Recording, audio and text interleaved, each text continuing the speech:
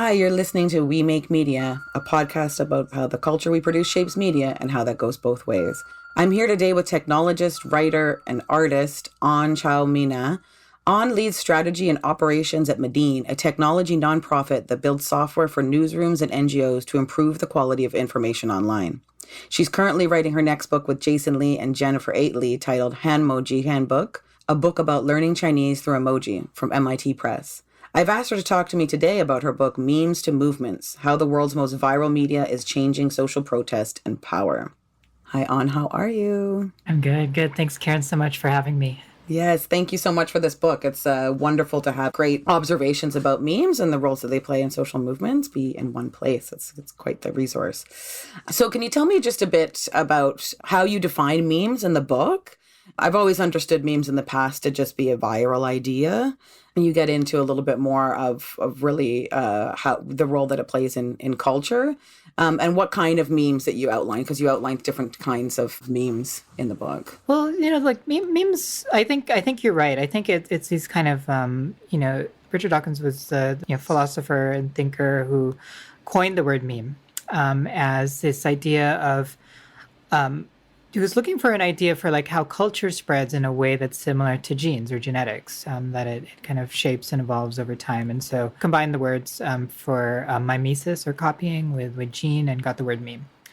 And so a meme is a unit of culture in kind of this Dawkins worldview. But there's a kind of whole discourse in kind of internet studies circles that seeks to define internet memes in a slightly separate way. Because obviously, like memes have kind of evolved, as a meme itself, right? This idea of like a unit of culture and how that can spread across the internet. And so amongst like certain like internet studies folks, there's actually an effort to say, well, okay, there's a Dawkins sense of meme, but on the internet, this is what we mean. We mean, and I like Amanda Brennan's definition. She's a Tumblr meme librarian, and she talks about it as digital media that is shared amongst users or a community, and is kind of transforms along the way and changes. And so, and that kind of matches very closely to Limor Schiffman's definition. Limor Schiffman is one of the seminal scholars on meme culture and memetics in academia, and basically there's like these three major components, which is one is the piece of digital media, two is the idea that there's a community that is sharing it, but three, in addition, then is that they're shaping and transforming as it goes along, and so it's not just being like shared widely, it's also being changed, and so. We can complicate that definition, but it's like a good foundation for kind of like what are we talking about when we talk about memes. In the book, I actually try to take a more expansive view on memes, kind of looking at kind of history of media and remix in general. Because in the book itself, of course I'm going to dive into internet memes. So I look at selfie memes, I look at video memes, I look at hashtag memes, I look at image memes. And the kind of common view of memes is that they might be an image, what we call an image macro, which is like a picture with like a big block of text above, big block of text below. But what I'm trying to do with the book is say, well, okay, that's an example. That's an image macro. But if we look at this definition, we say digital media that is shaped and transformed amongst the community, that actually enables a lot of different things, including GIFs, TikTok videos, all these things. And so we have to really be looking at this as kind of holistic kind of view of what can constitute a meme. Right, because then you get into what we're alluding there to just like the creation of a much larger narrative, whether it's a silly or serious one.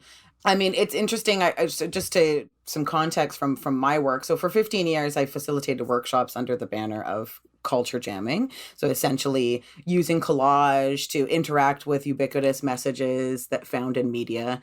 And similar to memes, they can be serious or silly. And there's always some kind of disappointment, often in the teachers or in the in the person that's hosting me, when the silly ones come, right? Because sometimes it's a fart bubble on the prime minister, which I think is brilliant. And they're kind of like, oh, sorry, look at this other student's work who's done some really wonderful counter narrative about, data capitalism or something, something really deep, And I'm like, oh, they're, either one is fine as long as you're interacting with it and, taking less of a passive stance. But I always start off the workshop with a slideshow of Mona Lisas. So we look at the Mona Lisa, then we look at Marcel Duchamp's mustache on the Mona Lisa, and then we start getting into all of these all of these pictures of her in comics and shoveling snow. But only in the last 4 or 5 years, before I get to the third or fourth image, someone yells out, "Oh, we're making memes. Cool." And I'm like, I'm always sitting there going, huh, yes, we're making propaganda in ways that subvert and use the tools of propagandists or media makers or advertisers or the textbooks or flags or whatever. But it's not iterative or co-collaborative. I mean, it is, but it's only one iteration, like if that makes sense. And it's much more subtle as opposed to a meme is, hopefully quite overt or like to the point kind of thing.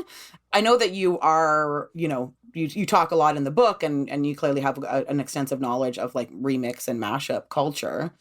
So can you help me answer this question? Like, where does it overlap and where does it diverge? What is different about it? I don't know that it's significantly different. I think the work you're doing with culture jamming, the work you've been doing in media literacy, it is the work of media. In the book itself, I look at, I always like thinking about pre-internet memes. And one of the ones I was like, well, if you look at these cave paintings in Lascaux, you see images of cats drawn on the walls, and they are remixed. Their shape changed. You can see that they're different work of different artists. And they're even animated. Like their emergent research is like that they were supposed to be like seen in like flickering torchlight. And so you kind of have animated GIFs of cats from 40,000 years ago. And so what I try to argue in the book is that memes are enabled by technology. And that we as, in a technological society that's using the internet, they're going to take on a specific form. It's exactly like what you're saying. Like they might be a little more overt. They might move faster. The remix might be faster. The mashup might be faster. The communities are also broader. They're more diverse, right? You do a culture jamming workshop in a classroom. The audience is going to be just that classroom and maybe a broader community. If you do it on the streets, if you do street art, your audience is going to be the people who are in that neighborhood. And but one of the first analogies I use for memes is this idea that memes are the street art of the internet. And I really meant that because, again, what I saw is like a lot of the practices of street art. And of course, street art, that extends to, the days of Rome and Pompeii. And so I think of these as a continuum of how we use media, how we remix media and reshape media. And what I really appreciate about the work you do with media literacy and working with students and kids who are thinking about media is that critical lens that we bring to media, we need to apply that just as much to memes. We need to think about, okay, what is the message being sent? What are the tools being used? How can we shift the message or think about culture and kind of be thinking about what's effective, what's not? I don't know that there's significant difference beyond the fact that the internet is an important mediator when we think about internet memes today. Right. Interesting. New media is old media, right? But maybe I don't need to make the distinction. It's not really that important. I think there is some usefulness to thinking about memes in terms of the affordances of the internet. I think if we think about the medium on which memes spread, right, we often think, okay, this is an image, this is a video. But I think if we expand our sense of what is the landscape of the meme, it could be that it's in an environment that has a lot of likes and hearts, right? It's an algorithmic environment. Or maybe these things are spreading through WhatsApp channels and on private social media. And so just like, are we thinking about the subway for our street art, or are we thinking about the kind of wheat paste on the side of the street, putting something on the sidewalk? It's the affordances of the landscape that we also need to be aware of. And so I do think there's some meaningful differences, but it's more in the landscape, right? It's how and why are these things spreading. And so thinking about like what is the platform on which it's happening, and the platforms can be quite important for understanding the context. I love that. That's very important, I think, for many media literacy educators to understand, because I think, I mean, what I basically heard from what you're describing there is site specificity, right? I mean, what an artist talks about, okay, this wall versus that wall, I mean, they're two different walls. And we don't tend to think, and particularly perhaps adults, but I mean, as well as young people, because they're the fish inside the media, like just not even necessarily, I mean, we all are, but certainly young people. even more so, might need some support in unpacking it or stepping back and looking at what's happening. But that, yeah, that not all social media is all the same. Like all of these sites are different. All of these things have different algorithms, different functions, different culture,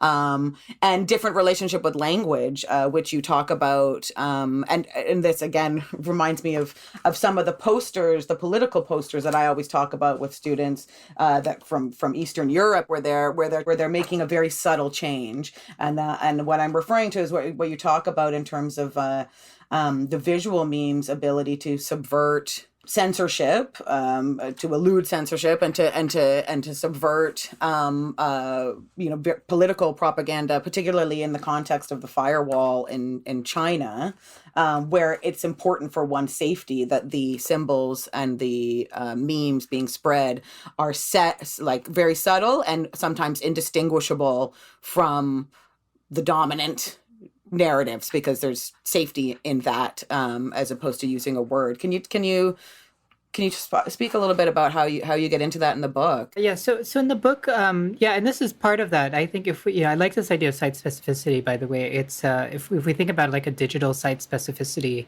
like and mapping out affordances of our digital environments and sites, like what would we learn?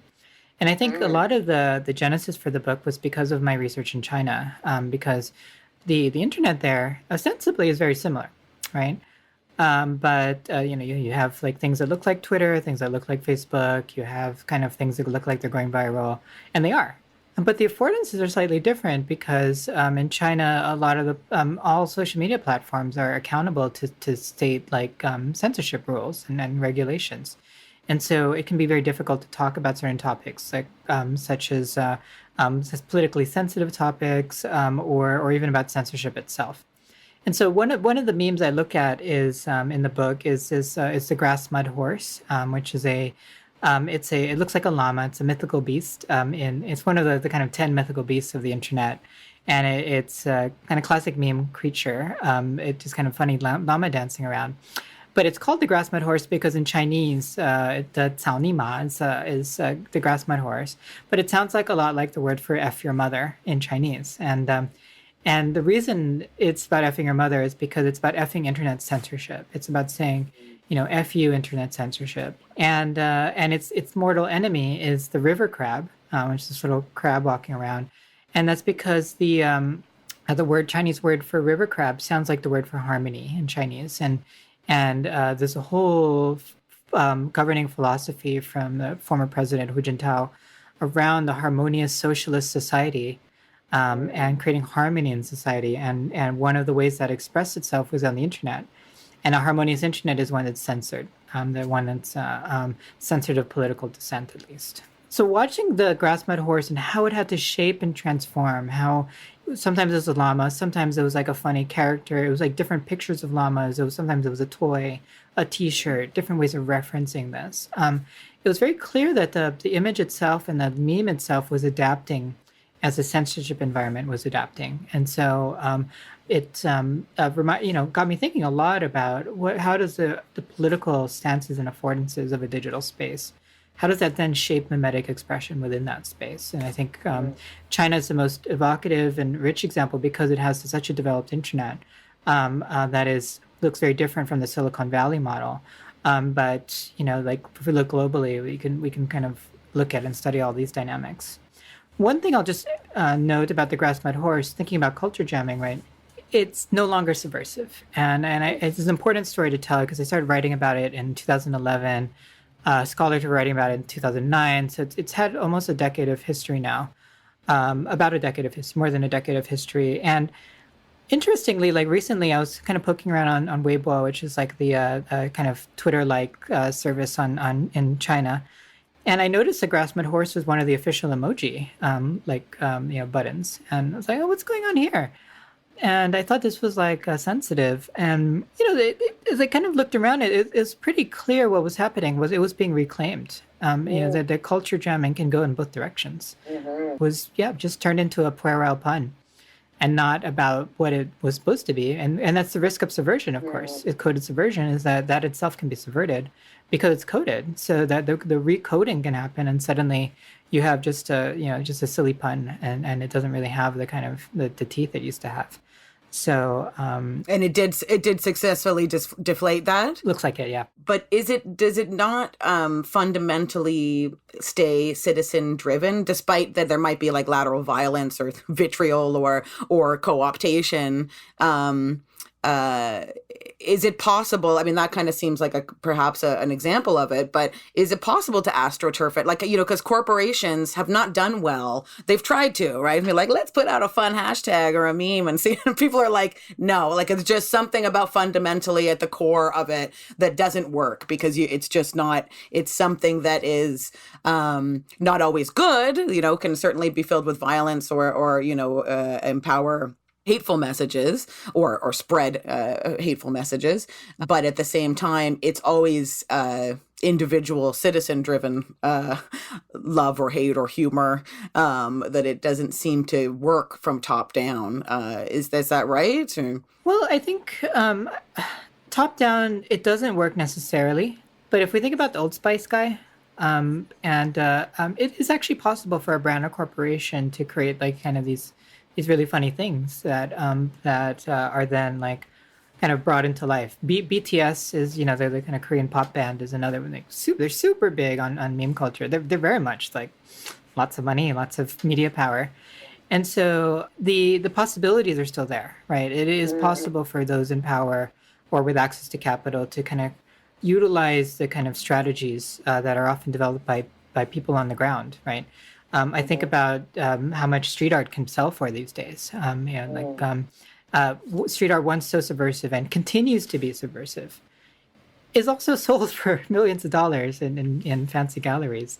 And so the fact that there is a kind of use of this by those in power doesn't negate the fact that people can still find subversive uses.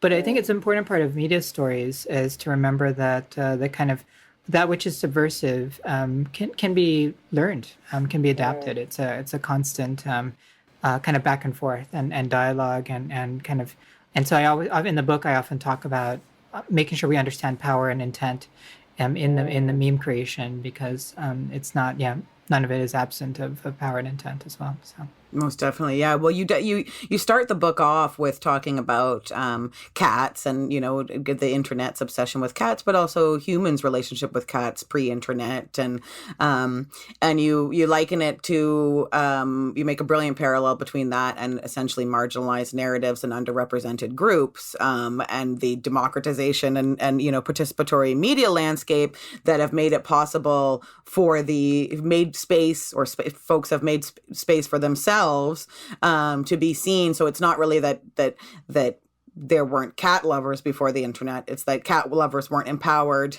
to connect with each other and say, hey, we're here and we love cats. We were living in this kind of, I call it like a dog media hegemony or canine media hegemony. And again, I love dogs. I'm a big dog fan. But it's like the internet made room for more of cat media too. And so and that's this what you're saying, like when you're working with students is like, well, the silly is actually very serious too. There's always some reason behind why things will spread virally, because there's always like something deeper. It's never just a joke, because jokes of course reflect society and values. And so, well, yeah, and I guess like you were saying, the two things can exist parallelly. But I guess I'm always still amazed that we could probably name hundreds of viral things that aren't, and there's only a few Old Spice or whatever. There's a lot of failed marketing attempts, I'm sure. There's a lot of like, we have got to leverage this, and it's like, oh my God, that blew up in our face. Mind you, you talk about one of the most unco-optable, perhaps, and dangerous memes of the last, I guess, decade, 4 or 5 years, which is MAGA, Make America Great Again. But can you talk a bit about celebrity and the role celebrity plays in this? Because unlike... Well, I think it's not just relevant that Trump was a celebrity. It's a specific type of celebrity that he is.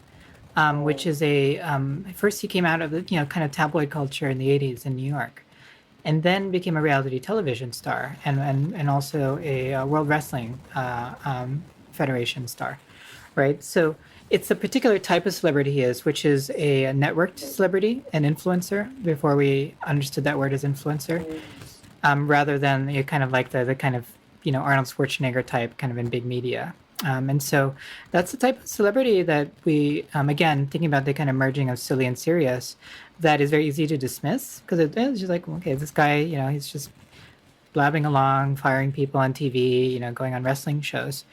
But over long periods of time, he becomes relatable. It becomes an omnipresent brand. He has books. He has like buildings. He has all kinds of like marketing materials. And so, and that's what modern influencer marketing is all about. Is making people, famous people, feel relatable, and make it look like they're effortlessly relatable, right? But beyond Kim Kardashian is a whole army of people who are building that brand. So I think that it is absolutely connected. The MAGA and the fact that Trump is a reality star a president, in the same way that Reagan and Nixon were television presidents, and so I think this is really the beginning of what we should expect out of politics, which is more kind of merging of reality television dynamics with the halls of power, and it's something we should be paying attention to because it doesn't look like a propaganda. It doesn't look like kind of the kind of media that governments have always made in the past, but it very much is kind of state power merging with contemporary media environments. Yeah, that's so interesting. The danger of that, we know when a car advertisement is trying to sell us a car, it becomes a lot more difficult from a media literacy standpoint to really decipher what the intentions are and who benefits from it and all of those kinds of things within the context of, celebrities being accessible, but still not any less of a brand than before. Again, the cats thing is just it's such a brilliant like analogy that you pull there because it's so true that there's lots of people who love cats. I'm not particularly one of them, but again, I love cats too, by the way, and it was kind of the kind of evolution of my relationship with my cats that got me thinking about this. Was like, okay, cats, and everyone at school was talking about dogs, and then digital cameras came around, and I was like, oh, I can start taking pictures of the cat. And then the internet started, like being more popular. You can upload pictures of cats, and so it was kind of, it was just an interesting process. And then now, again, talking about kind of co-optations of power, we now have cat celebrities. We now have cats making millions of dollars, make way more than most humans. And so there's always and anything that's like kind of punk rock eventually kind of finds a business model and kind of takes off. But it's always interesting to watch. Yeah, there's been some unbelievably hilarious and poignant and just satirically biting pandemic memes. Is there anyone that's your particular favorite? There's so many pandemic memes. I mean, I got really interested in all the kind of wash your hands kind of memes that were being made, like the dancing videos, like how to wash your hands. But there's so many. And I think the challenge with the pandemic meme, because the pandemic is such a unique generational event, and then it kind of hits us in kind of this moment of meme culture. I'm having trouble. To be honest, I'm having trouble keeping track because there's just so many going on. But I've been interested in the ones that are like helping us learn new behaviors. Because like washing hands, wearing masks. How do you talk to people who aren't wearing masks? Like those kind of awkward situations, right? And it's kind of perfect for TikTok material, to be honest. It's like how do you navigating this new world and negotiating the new social norms seems ideal for. Especially because we're all digital right now, it's one of the only places where we have gatherings, in a meaningful way. Latin American ones are just like to die for. I mean, they're hilarious, but they're also just, they've got so many layers in terms of what COVID has brought to a head, but that was already there. So there's all this stuff that's just, that's really about globalism and relationship between the global south and the north or whatever, and just like, yeah, hilarious stuff about industry. But they're a little different as well. I wondered what you thought about the meme that doesn't get iterated. So in the case of just a meme that gets shared a lot, but that doesn't necessarily isn't interactive in the same way of the process, like some of the ones that I've seen. They're almost like citizen, instead of letter to the editor, if you were able to draw the satirical comic in the newspaper, except for it was all driven by people, sending them in. But they're quite shareable, but they're not necessarily ones that are inviting or engaging a lot of people in actually changing them. What is that? Is that a particular type of meme, or is there something? I mean, so in internet kind of studies, kind of communities, and there's like this distinction between a meme and a thing that goes viral. And so I kind of some internet studies scholars will say, okay, that thing that's spreading that's not being remixed, that's a viral object that's just kind of going out there. But of course it's actually pretty rarely that the case that you have this kind of pure thing that is just going viral. Because in the end, like, people are responding to it in some way. People eventually clicks with them and like, okay, I'm going to make this other thing. So I think I often think of that as just like an indicator that something is popular. But and we think about and again, it's interesting to just like dig into that world viral, especially right now during the middle of the pandemic. A thing can spread and like kind of go all over the place, but it's still mutating. That's what viruses do; they mutate, and so that's part of the risk right now with the pandemic. And I think that's also true of media. Like a thing can spread, and it seems like it's not changing or being remixed or mashed up.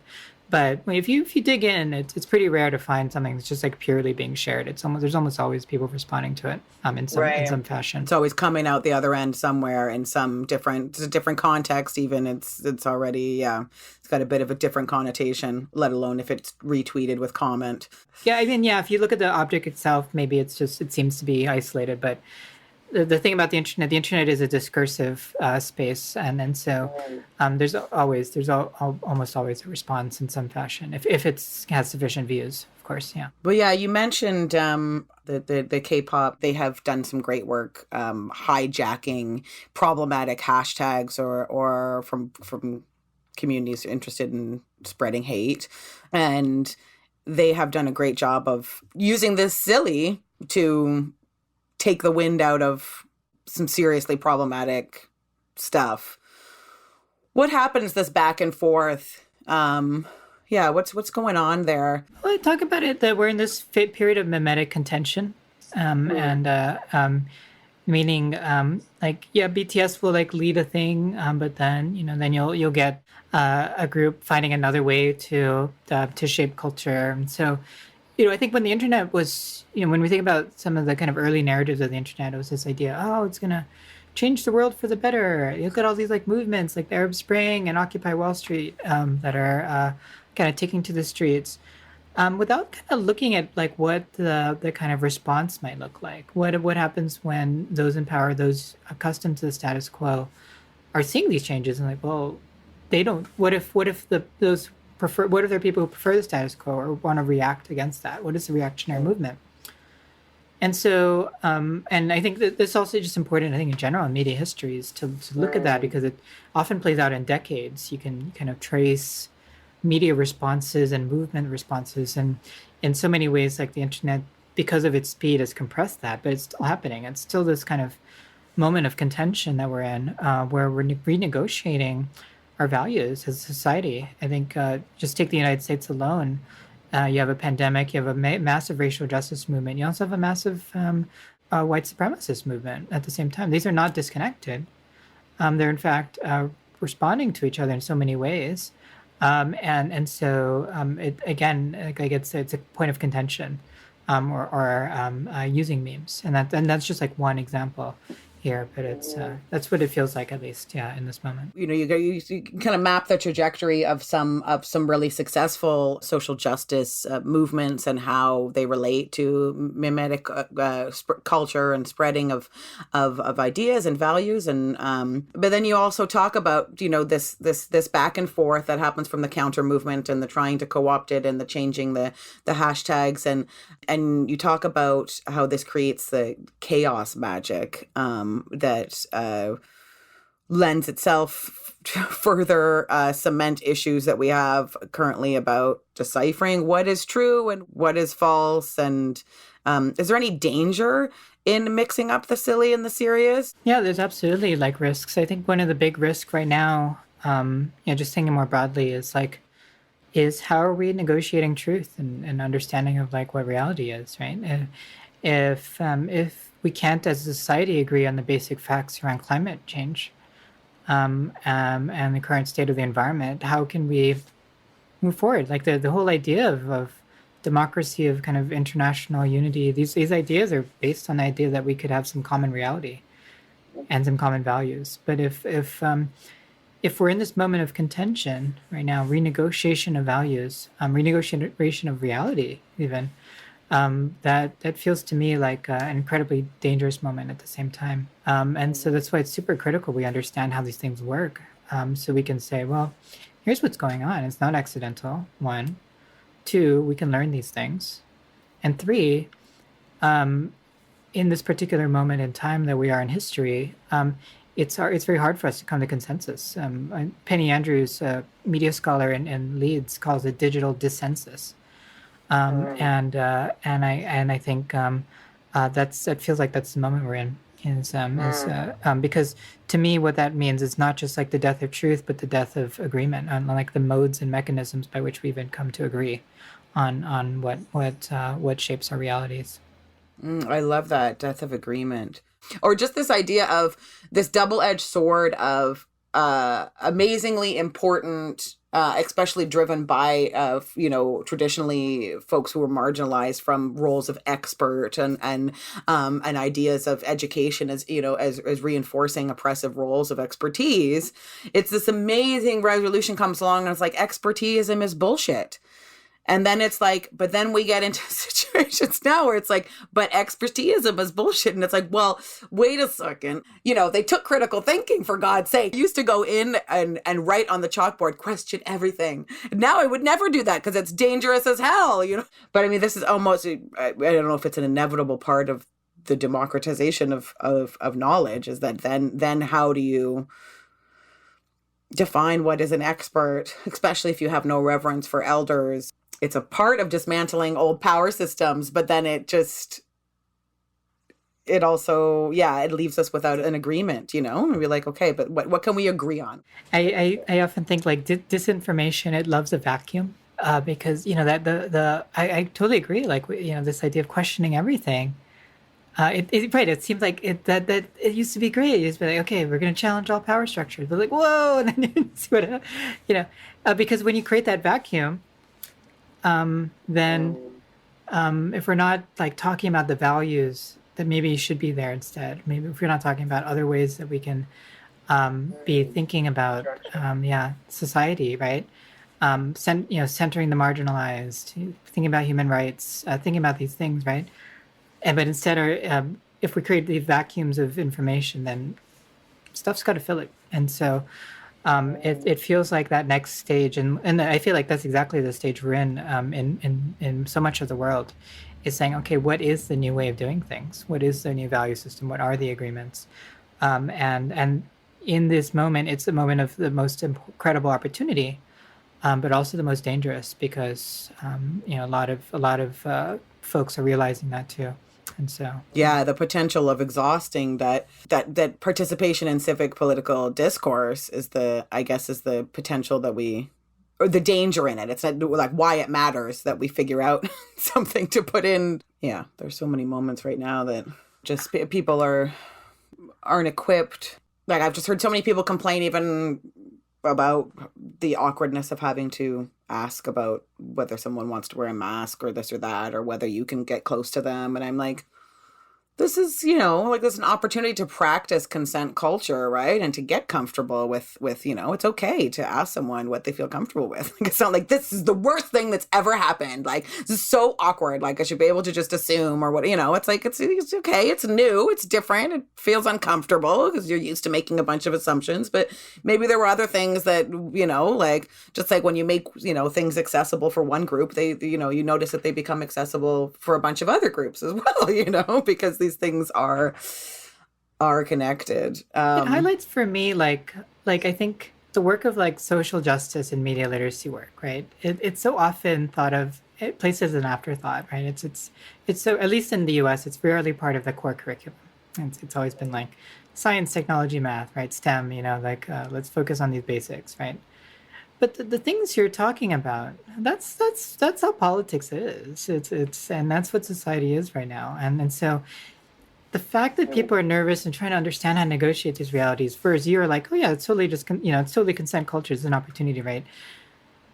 It makes me wish that we had ways, we had these discourses, these kind of conversations about literacy around social justice much earlier, because it could help. It could certainly help with this moment, right? If we've been grappling with disparities in access to healthcare, disparities in how people respond to the news, like all of these things are not new. They're just made apparent by the moment, and so I hope one of the outcomes of this moment is a recognition of the importance of people like you and the work you do, because that's exactly what we need right now is people understand media literacy, who have justice frameworks, who have been thinking about the challenges that seem new but have been going on forever.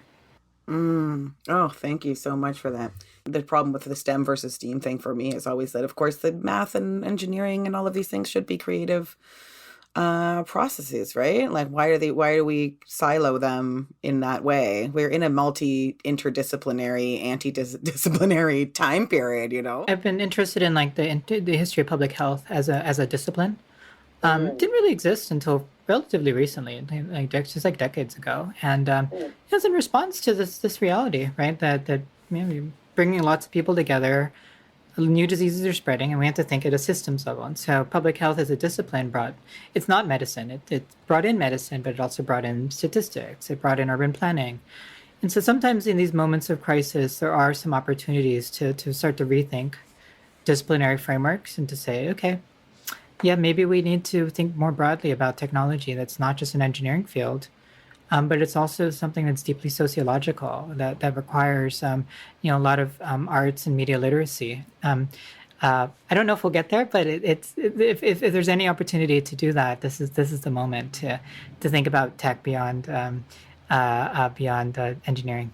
Most certainly, yes, and yeah, and tech and education as it's crept in, whether folks like it or not. What are some of the tools that you are developing with Miran? And we know that we're already in a post truth, or at least that we're arguing enough about whether there is truth or whatever. So how do we, the media literacy and the arts, like what are specific tools that we can use, and how can even technology we can use that, yeah. Well, if we think, I'll just kind of step back and think about like, what has the internet been great at? It's been great at spreading media, right? And getting people together, for better or for worse, but it's been great at that. It's been optimized for spread of data. That's literally how engagement, right? That's literally how companies advertise, and it's advertising that brings in dollars, and that's what makes companies accountable to their shareholders, right? So you can kind of connect those things. The internet hasn't been so great about is spreading context, helping us understand, why is this thing showing up on my feed? What is this message I'm getting? What is this ad? And so for so long we've focused on the internet as a content machine, but maybe the next wave of the internet, if it's going to be possible, could be something around a context machine. Maybe there are ways that we can think about the context in which we're looking at media. And so some of the tools we're building are about that. It's helping fact checkers add context to the stuff they're seeing, right? The thing about the typical like WhatsApp group chat, the people are just like posting images and messages. and there's no context behind this. Like, where did it come from? Who's behind it? Like, why is it here? And sometimes that's good. Yeah, non-anonymity is an important part of how the internet works. But sometimes it's like, well, I'd like to know where this came from, right? We get that with political ads. We get that with posters. Sometimes we don't. But maybe there are ways that we can bring in the tools of literacy into the internet in a more robust way, such that the platforms are designed for that, right? Not just for sharing content, for maximizing the spread of context, but for also maximizing the spread of understanding. As we've just discussed, that's super complex because it's like, who's understanding, right? Who's truth? Who's consensus, right? But what I can say is that, from the start, if the internet wasn't designed for that, it's going to be hard to even know what might be possible. So that's sort of stuff we're thinking about, and right now it's at the kind of level of fact checking. But what if we had more support at the data level to help us understand like the context of things, right? Like, I think it's really easy to understand in the context of the pandemic, like all the conflict around like, should we wear masks or should we not wear masks, right? This was not an issue of science or just science or just fact checking. It was like, who was I listening to? And at what point in time was I listening to it? There's a whole period of time when the WHO was saying don't wear masks, CDC was saying don't wear masks, and now it's like wearing masks. And it doesn't mean that they were trying to mislead us before. It just means that guidelines were evolving, ideas were changing, understanding of the virus was evolving. And so without that context, though, it can seem it's very easy to imagine like what is other motives for the mass confusion. But we still have that now. We still have confusion around masks. Well, it's interesting too. I mean, how global racism plays into that as well, because there were some people who knew about masks. Yeah, but that's related to what. Yeah, exactly. Yeah, exactly related. And there's a reason you just don't have as many cases in many Asian countries that had dealt with this before, dealt with SARS, dealt with H1N1. Right. So you're absolutely right. And so and there's power in decontextualizing it, which is, I guess, part of, I mean, that's back to basic media literacy. Who benefits from me believing the thing that I'm being told? Yeah. Oh, no, just how do we bring context to the internet is a big question. I love that. That's an amazing question. Well, with that, then I will thank you. Thank you for your time. Thank you so much. Yeah, it's a great conversation. Yeah. Thank you for this, and thank you for your work. Oh, thank you. It's particularly hard right now in the middle of a pandemic. But again, it's like it can't be the most. It's hard to think of something more important than media right now, because that's so much often the source of so much of the disagreements and conflicts that we're having in society. Not the only thing, of course, but it's media it's really at the heart of like so much of the stuff we're looking at. So. Well, thank you so much. Thank you so much. Thank you so much, Karen. Yeah, it's fantastic. And thanks for listening. Join me on the next episode when I speak with pioneering technology researcher Carl Miller about fake news, deep fakes, and how synthetic media environments are changing our relationship with democracy and power. Until then, stay creative and do be artists.